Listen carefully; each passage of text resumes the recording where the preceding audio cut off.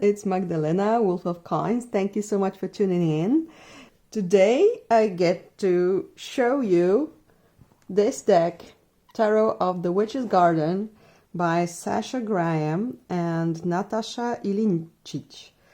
So, yeah, it's a big box. It's a big box. And this is a review copy that I have received from Llewellyn.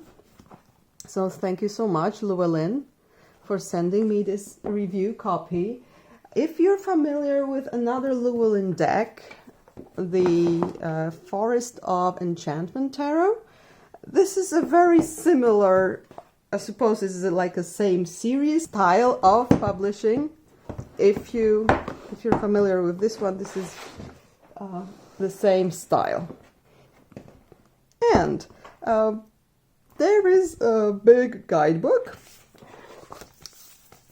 It is really big. I mean, it's thick. It's a proper book of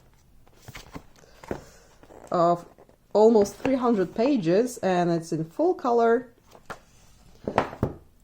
There is the deck. And the deck has this lovely linen finish, but let's start with the guidebook, shall we? So, it is very beautiful. I mean, for each card, you get a full page with the image from the card, but much bigger than on the card. So, you can like have a really close look at the image. Plus, you have what you have here. So you get a keyword, you get the astrological association of the card. If you are astrologically inclined, that might be helpful. Then you have a poem, short poem, and then you have the message that the card is bringing you. Also, you get short meanings, like this is like a longer version if you would like to ponder or search for another message here, but for a quick reference you get the keywords both for the upright and reversed positions, and which is what is interesting is to write the reversal, ask. And there is the question that you can use for, journaling and stuff like that. I'll just have a quick look whether it is different for the majors, but it seems pretty much the same. Oh yeah, here you have pretty pictures of the authors, and you can learn who they are. Sasha Graham is an author of a couple of tarot decks already and books, as I understand it. And Natasa Ilincic lives in Scotland, and she's a talented illustrator. I've been following her on her social media for quite a while now, so I was pretty excited to see that she's publishing a mass market tarot deck. But anyway,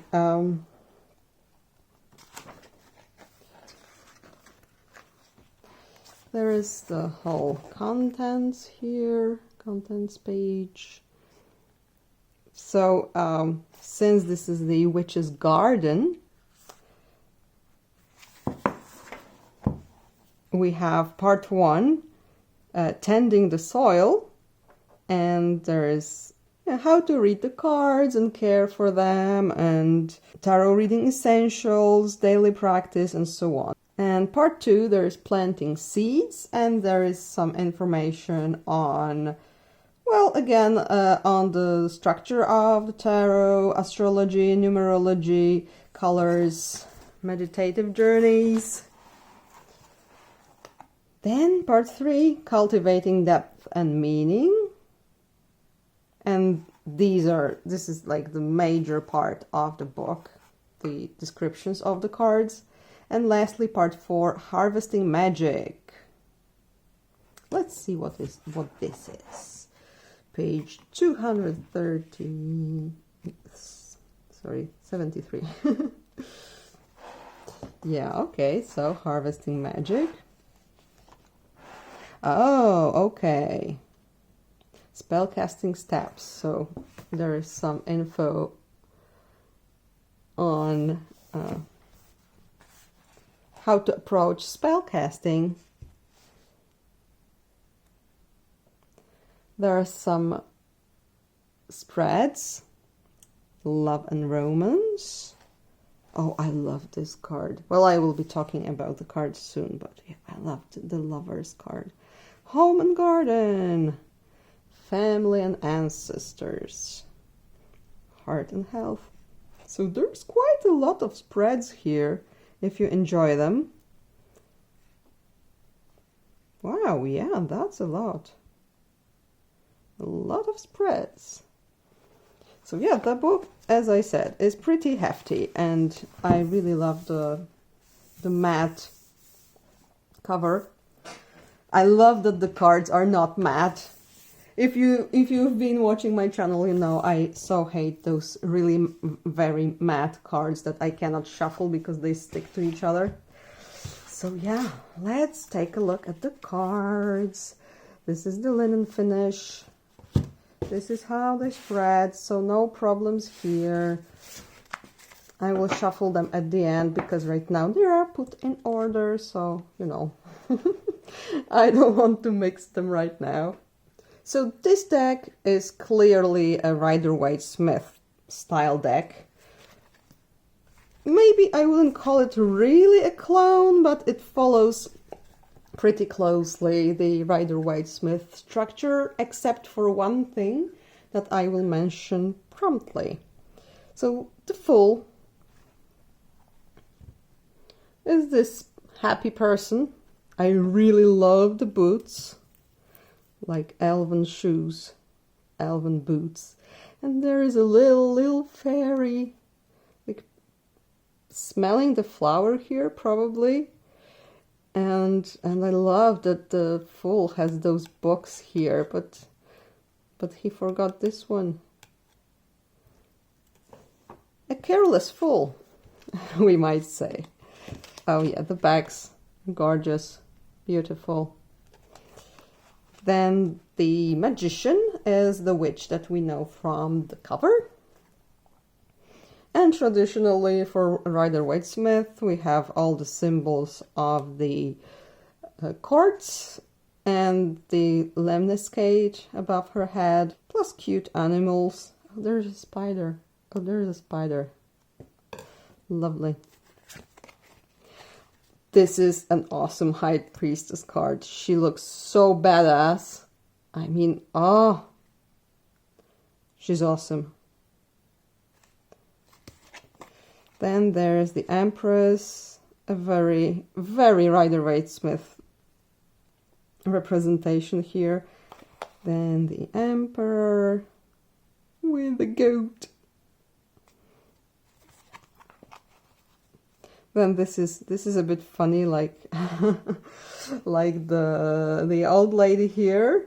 She's welcoming these kids to teach them, apparently, because they have all those like bags with books and parchments, and but she's doing this gesture of the Hierophant, and there are the crossed keys that we know from other decks. Now there's this card which is so romantic. They look so in love.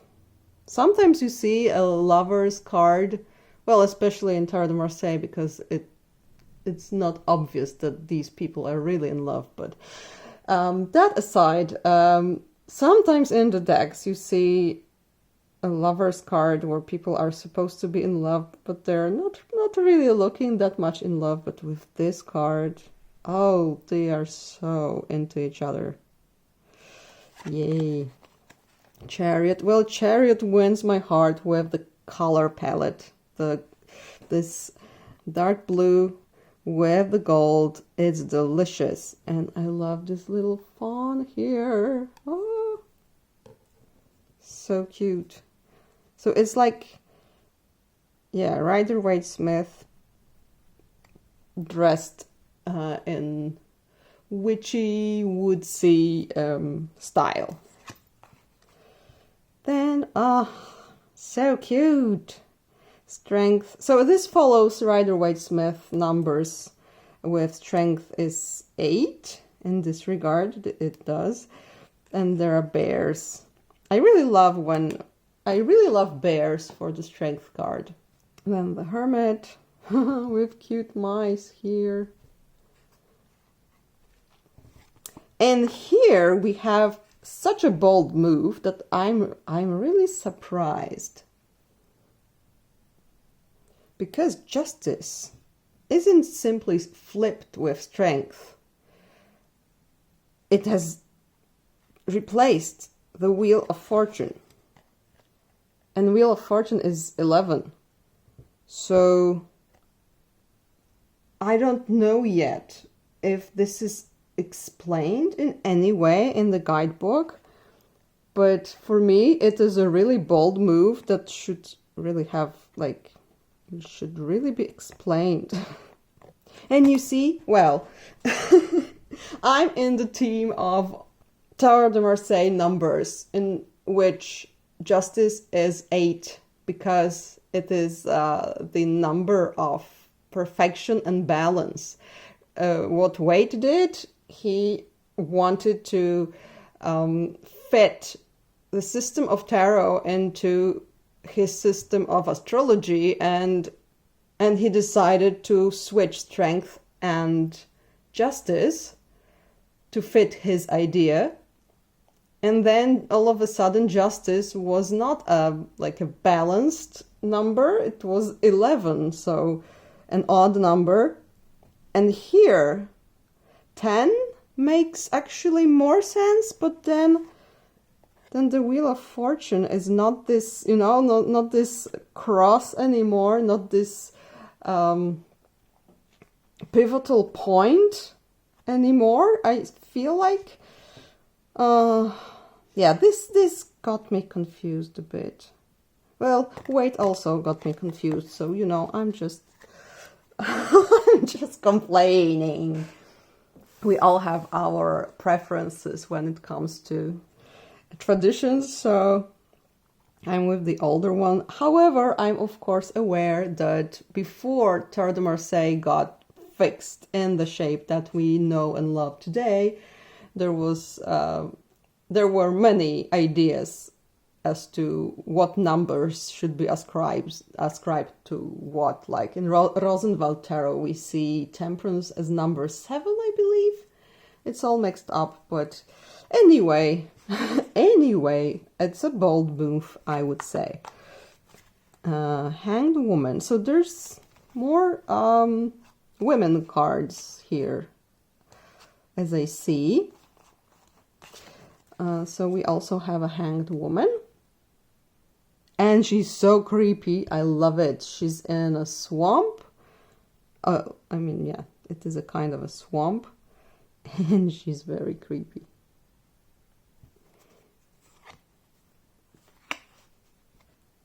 Then there is I kid you not, a Halloweeny death. Because there are pumpkins. I mean, yeah. Pumpkins, Halloween, death. It all makes sense. And yeah, and I like it because there is obviously death. There is someone in mourning. But there is also like a young person bearing like a gift here. So it's like a cycle of life and death. I like it. Then Temperance with the irises. Also, I call back to the Rider-Waite-Smith. And the Devil is really cool. So cool. Look at her. Them. I love the wings. The wings are so beautiful. And the tail. Well, generally, everything here is so beautiful. And look at those locked eyes of them. It's like, are they the same people from the Lovers card? I think they might be. I think it's them. But something went wrong with their relationship and they're like so focused on each other that everything else, they are missing some other details here. Okay, the tower is like a tree house, and it's being struck by a lightning, and there's those cute badgers here, and a fairy holding a blanket for them. So it's like, it's dangerous, you get scared, but everything will be all right in the end. It looks like kinder version of the tower. But I don't know if I'm sold on this idea. I mean, the tower is the tower. You know, when the lightning strikes, it's just bad. And there are such moments when it is bad. Okay, the star is absolutely gorgeous. The color palette, the contrast of the dark night sky and her white hair and pale dress and this white peacock, this is just so perfect. I think it's one of the most beautiful images in this beautiful deck. Then the moon. I love the atmosphere here. And there are two crayfish. And they look so happy, like, hi! And the sun, again, it's doubled. We have two boys from Rider-Waite-Smith, like twins. Then Judgment, that strongly resembles Ten of Cups, I believe, from Rider-Waite-Smith. They are like holding each other and looking upwards. It might be a bit confusing. I wonder how... Where are the cups? Cups. Come here, cups. Oh, okay, so... I wonder, why is this so similar? What do you think? Do you like it? Oh, I love the tomatoes. Okay, so the world has a beautiful wreath, and it's like she's dancing here in the circle of toadstools, and she has her cards. This is the witchiest witch ever, and there's even the hat and the cat and the fairy and the fawn. So yeah, it's lovely. I love this image. The aces have beautiful hands of like a witch with really pretty manicure. And what else can I say here? Yeah, there's a nice house here. And the snake. And then we go into the wands. So this is like a night situation. More witchy time, probably. Oh, okay. So, yeah, so this is very interesting. The wands as fire in this deck. Torches. They look like torches. They're burning sticks anyway. So, they mostly take place at night. So it makes sense to have a torch. Three of Wands. So this is like a party here with masks. Fairy party.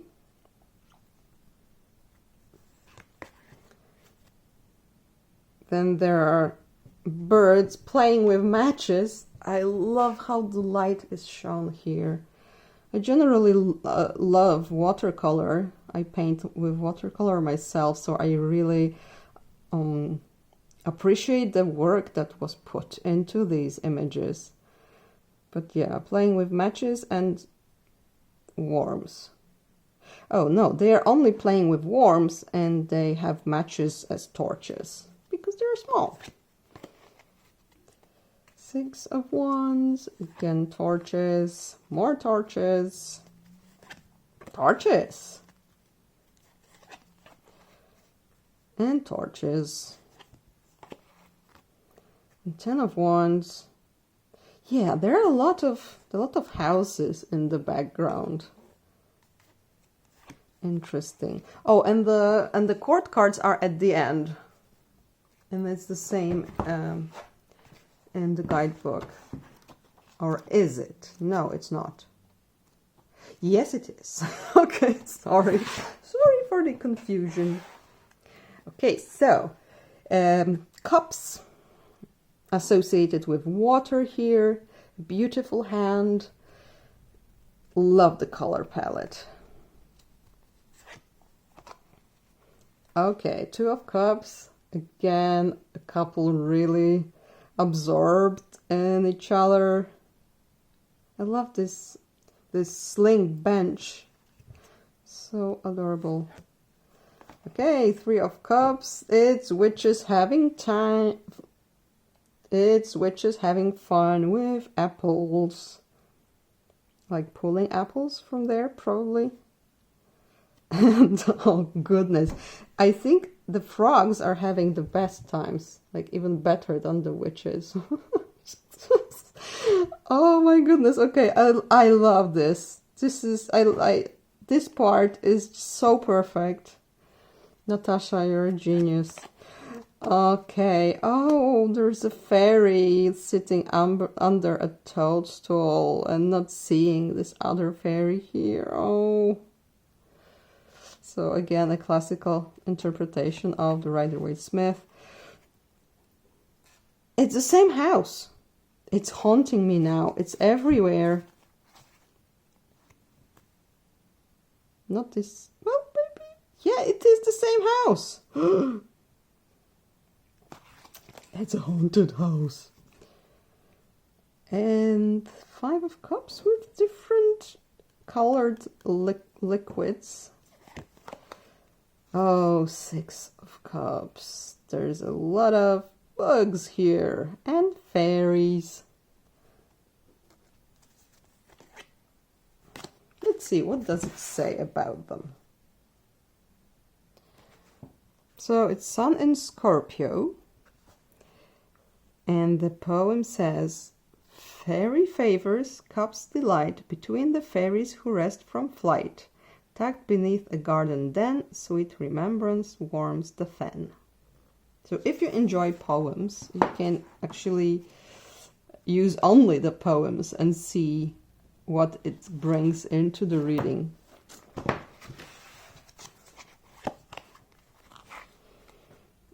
Seven of Cups. So she's planting lavender probably, and I must say, I adore this teacup. I mean, I kid you not, I adore this teacup because I have an almost the same one. It's a great thing. Eight of Cups. Now this is interesting. Again, the haunted house is here. But where is this person going? I mean, there, of course, they cannot go there because there's water, but there's like solid rocks here. Is there a path there? So it will be a path that is difficult, but we are leaving an even more impossible situation, I suppose. Nine of Cups, and there is this like Nyx, or you know, water sprite. This you have seen already. And the haunted house. It's deck of the haunted house. And the bats. Oh my goodness, these are the bats. Look at them. The bats. Yarrow. And what are these? Not sure. We'll have to check if the guidebook says something. So it does say what it is. So yarrow, held for courage, pink orchids, whose roots are ground for love charms, and violets. Violets.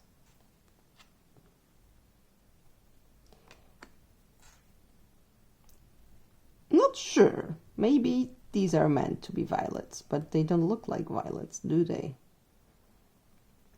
But yeah, anyway, violets slip beneath your pillow for prophetic dreams.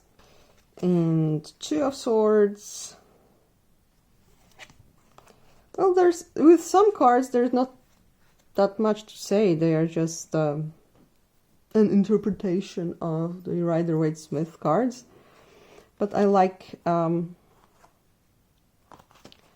here we get this like a cloudy background. It all, like, in an instant we see that this is not a pleasant card, that those emotions are pretty dark. Four of Swords is the witch with her white cat. And Five of Swords. Oh man, this looks horrifying. I love this grandma here. She's so badass. Okay, Six of Swords. This part really reminds me of Japanese art, especially the woodcuts. But yeah, this is this aesthetic. I love it. Then Seven of Swords. Oh, yeah, there's the house. It's watching me now. Eight of Swords. Nine of Swords. Oh my goodness, the bees. There are the bees. Oh, this is scary. Oh, and this is very bloody. And there's the puppy. Oh, and she's holding one of those swords. Ooh, okay. So I complained about the tower not being like rough enough, but Ten of Swords, spot on. Oh, there's this little spider here. Dicky. And the house. It's everywhere. Oh, and these are those, oh, what they're called in English. Oh no, I checked it, it's the foxglove. But anyway, those that are so pretty and poisonous at the same time. I really like them. I mean, the plants, I've always liked them. And we call them thimble flowers. Because, yeah, they have, those flowers look like a thimble that you use for sewing. Two of Pentacles. Three. Oh, this guy here. Oh my god. The details in this deck tend to be amazing.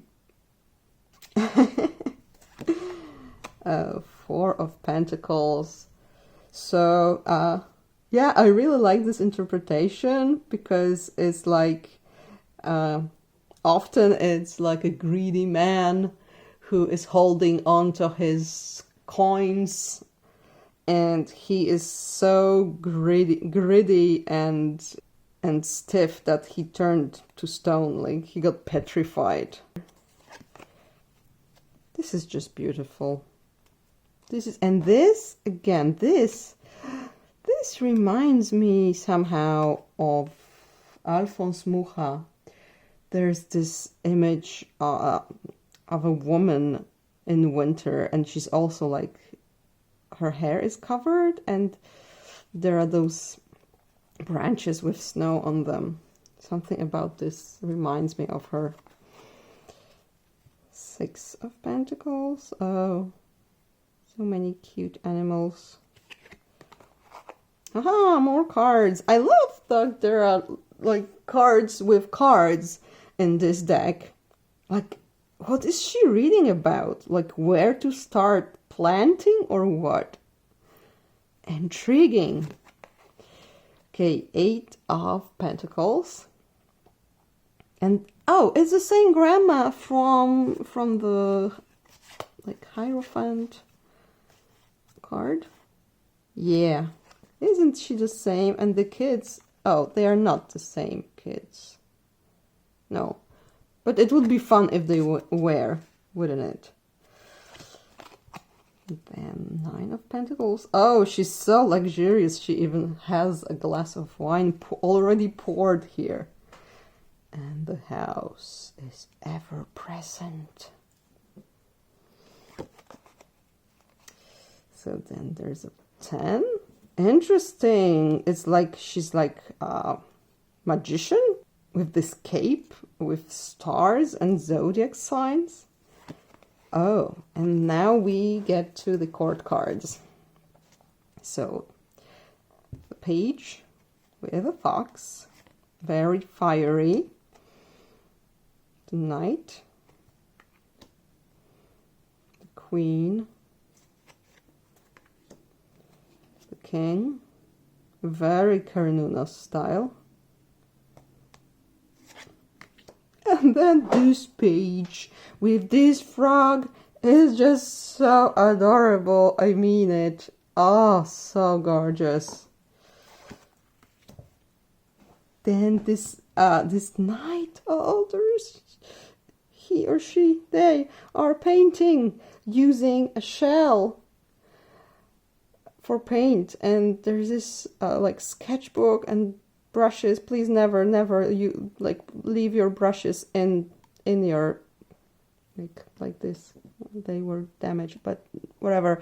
And this horsey here that is somehow half horse, half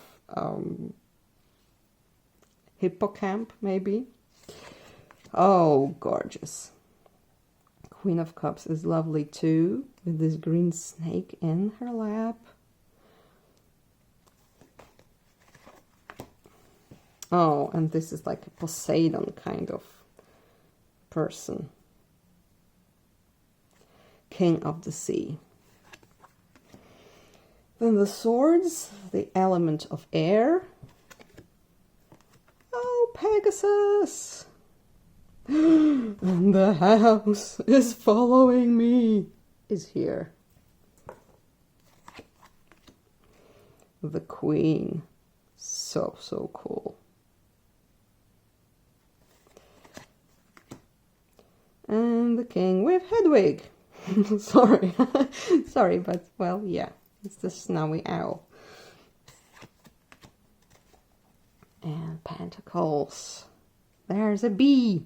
I also like how many books there are in this deck.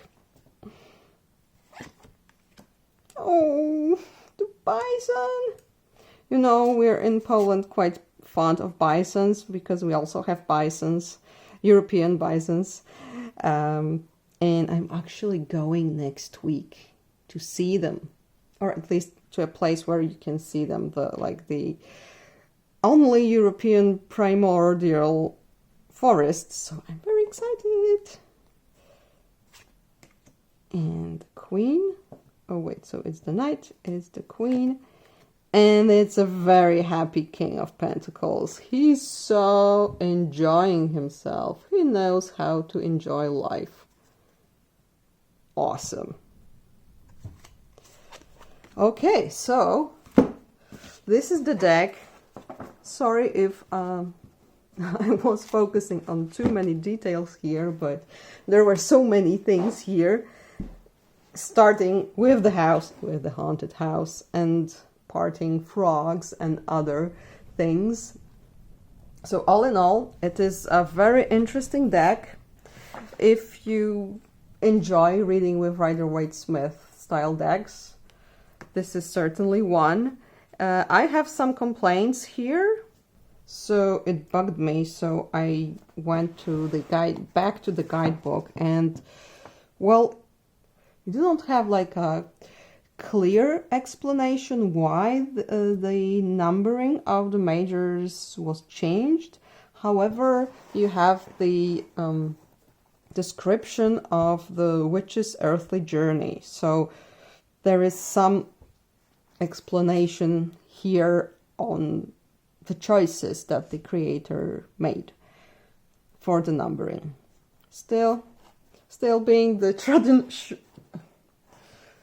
Still, I prefer my Justice B8 and Strength B11. Thank you very much. This is just my preference, and yeah, and I don't know if it will be so important while reading with the deck. This is just me being a grumbling person. But please let me know what you think. What you think about this change of numbering. Maybe I'll show you so you can pause and read the description of Witch's Journey. Does it make sense to you to go ahead and change the numbers? You can pause probably and read it. What am I showing you? Not this page, this one. And then here. And here.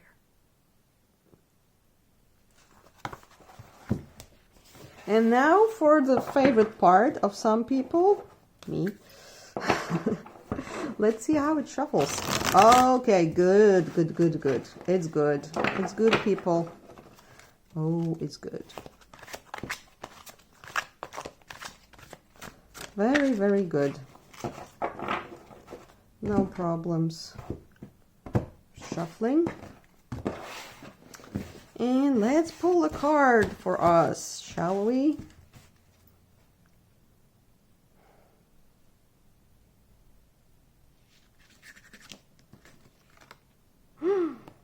Eight of Cups. What does it say? Of course, it will say, give a different message to each and every one of us, but maybe it says that sometimes you just don't have a choice. You need to leave your safe/haunted house, leave what you know, and go into this difficult looking path. And just to peek, what's under the deck? Oh, it's a Page of Cups. So, okay, life's hard, okay? Life's hard.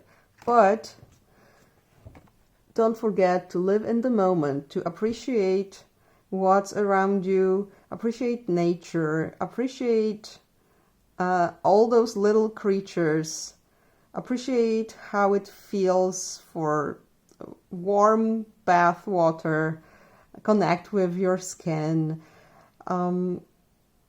celebrate life. Don't see it only as a rocky path, even though it really can like feel like this for sometimes. But there is this child inside you, and they can help you move through those hard times by being present, by paying attention to those details that we overlook in our everyday hustle. So yeah, this is how it reads, at least for me. Please let me know what you think about this deck. Thank you so much for watching this long video. Oh yes, and if you haven't seen the announcement, there will be a live. It's alive. I will be doing some free readings live on June the 3rd. Please check out the previous video for the details. And as always, you can book a reading through my Etsy shop with links below. Bye!